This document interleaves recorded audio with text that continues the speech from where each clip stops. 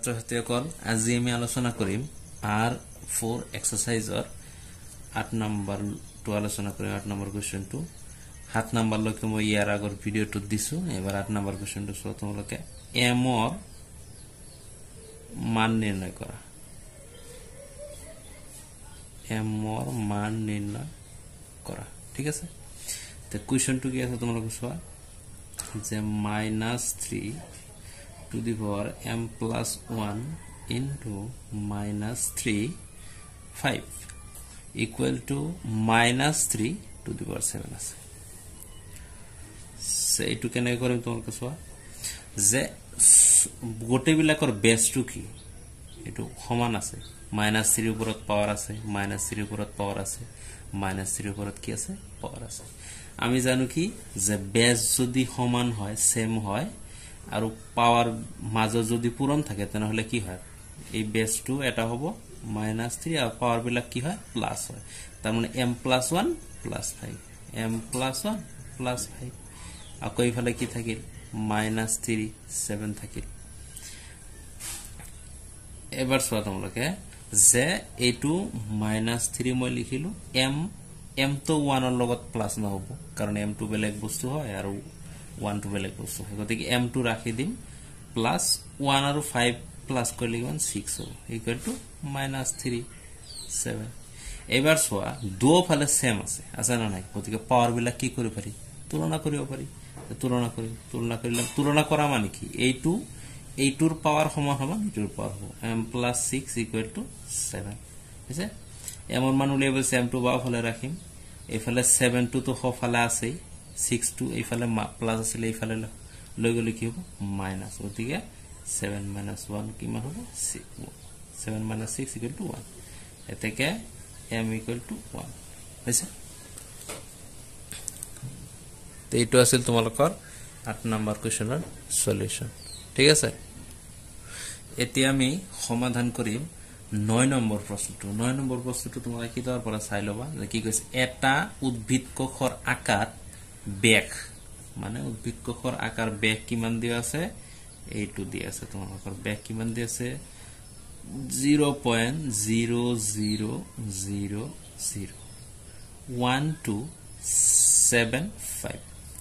metre বুলি দিয়া আছে ঠিক আছে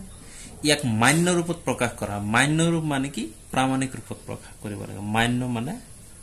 মান্য ৰূপত প্ৰকাশ কৰিব লাগে মান্য ৰূপ মানে প্ৰামাণিক ৰূপত প্ৰকাশ কৰিব লাগে ঠিক আছে এইটো কি আছে প্ৰামাণিক ৰূপত প্ৰকাশ কৰা কি আছিল দশমিকটো কত লৈ যাম ইয়াতে লৈ যাম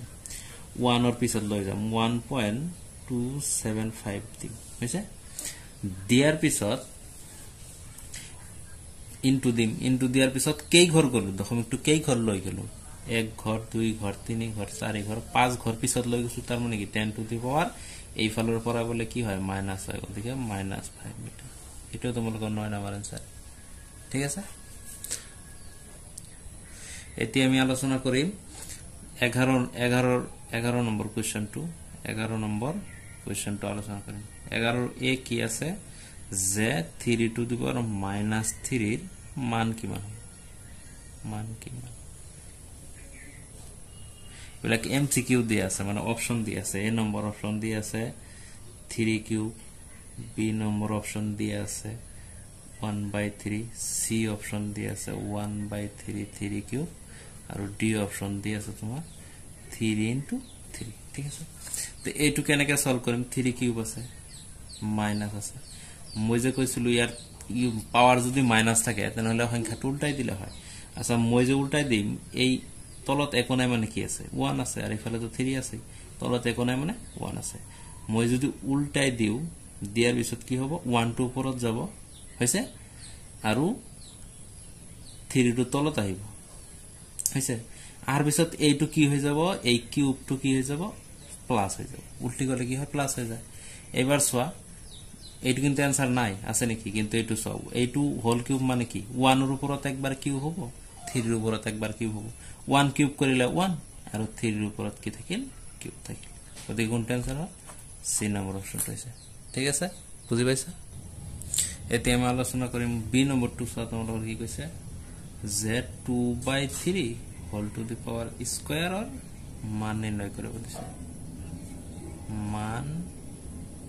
নিৰ্ণয় কৰা ঠিক আছে অপশন তোমাৰ কি আছে অপশন দিম 1 2 into 3 whole square b number option আছে 2 into 3 minus 2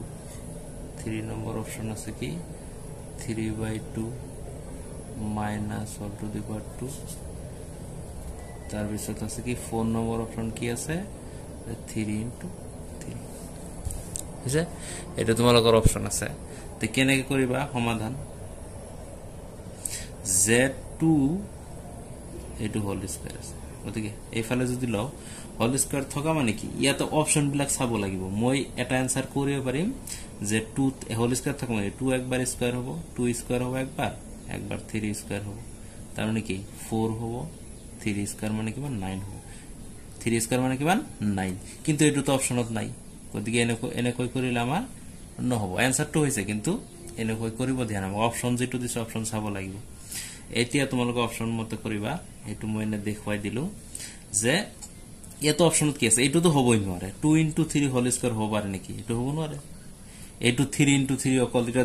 এটো হ'ব নোৱাৰে এটো হ'ব নোৱাৰে কাৰণ ইয়াতে -2 আছে ইয়াতে কিমান আছে -2 আছে আমাৰ পাওয়াৰ তো -2 হবই নোৱাৰে ইয়াতে এটো এনেকা থাকিলে গতিকে এটো নহয় গতিকে आंसर কি হ'ব এটো ঠিক আছে এবাৰ কেনেকৈ হ'ব এটো চোৱা যে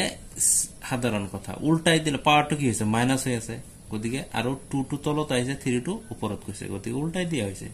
উল্টাই দিলে পাওয়াৰটো কি হৈ যায় মাইনাস হৈ যায় এটো তোমালোকৰ आंसर হ'ব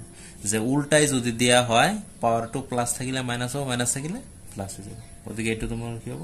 आंसर হ'ব ঠিক আছে এতিয়া 11 সি নাম্বাৰটো চোৱা 11 ৰ সি নাম্বাৰ মানে 11 সি নাম্বাৰ এটো কেনেকৈ সমাধান কৰিবা এবাৰ সব -2/3 টু দি পাওয়ার 4 আছে ঠিক আছে এটো তোমালোকে সোয়া ইয়াতে মাইনাস থকা অপশন ইয়াতে পাওয়ার 2 কি আছে প্ৰথমতে সোয়া পাওয়ার 2 কি আছে যুগ্ম সংখ্যা আছে পাওয়ার যদি বা ঘাত যদি যুগ্ম সংখ্যা থাকে তেনেহলে কি -2 ভিতৰত যেটো মাইনাস থাকে এটো কি হৈ যায় প্লাস হৈ যায় গতিকে প্লাস হ'ব মানে কি প্লাস হোৱাৰ লগে লগে কি হ'ব মাইনাসৰ অপশন দুটা কি হ'ব ক্যান্সেল হ'ব মাইনাস হ'বই নোৱাৰে কাৰণ প্লাসত आंसर হ'ব ঠিক আছে এবাৰ প্লাসত হ'বলৈ গলে কি কৰে -2 কি হৈ গেল প্লাস হৈ গেল 2 থাকিল 4 একবার 2 ৰ ওপৰত একবাৰ 3 ৰ ওপৰত কি হ'ব এবাৰ 2 4 কৰিলে মানে দুটা 4টা 2 পূৰণ কৰিব লাগিব আকৌ 3 4টা 3 পূৰণ কৰিব লাগিব ঠিক আছে 2 2 গুণ 4 4 2 গুণ 8 8 2 গুণ 16 3 3 গুণ 9 9 3 গুণ 27 27 3 গুণ 81 গতিকে এটো তোমালোকৰ কি হ'ব आंसर ঠিক আছে এটো আছিল 11 সি নাম্বাৰটো এইটো তোমালোকৰ কি কৈছে যে 0.00064 ৰ প্ৰামাণিক ৰূপটো হল প্ৰামাণিক ৰূপ দিছে হৈছে প্ৰামাণিক ৰূপ কি কৰিব দিছে উলিয়াই দিছে তে প্ৰামাণিক ৰূপ কেনেকৈ উলিয়ায় যে এই পয়েন্টটো কতলম এই 6 ৰ এফালে লম ঠিক আছে ইয়াতে 6 ৰ পিছত লম ইয়াতে কি আছে 6 ৰ পিছত ললে মই কি মান আহিব 6.4 হৈছে এবাৰ পয়েন্টটো যে ললু মই কেই ঘৰ ললু 1 ঘৰ 2 ঘৰ 3 ঘৰ 4 ঘৰ 5 ঘৰ পিছত লৈছো গতিকে 10 to the power minus এটা তোমালোকৰ কি হ'ব প্ৰামাণিক ৰূপ এবাৰ লেগেছে তোমালোকৰ প্ৰশ্নটো যে 2.03 into 10 to the power minus 5 মানটো কি হ'ব তাৰ মানে কি কৈছে সাধাৰণ ৰূপ লিখিব দিছে সাধাৰণ ৰূপ কেনেকৈ লিখিম যে এইটো পয়েন্ট আছে পয়েন্টটো উঠাব লাগে ইয়াতে 10 to the power minus 5 আছে মানে কি 5টা দশমিক ইয়াতে আকৌ কেই ঘৰত আছে 2 ঘৰত মানে দুটা আৰু 5টা কি মানে 7টা দশমিক গতিকে 203 আগত লিখিম কেই ঘৰ হল 3 ঘৰ আমাৰ 7টা ঘৰ হতে কেইটা লাগে আৰু 4টা লাগে 1 2 3 4 তাৰ পিছত পয়েন্ট আহিব ইয়াতে শূন্য এটা এটো তোমালোকৰ কি হ'ব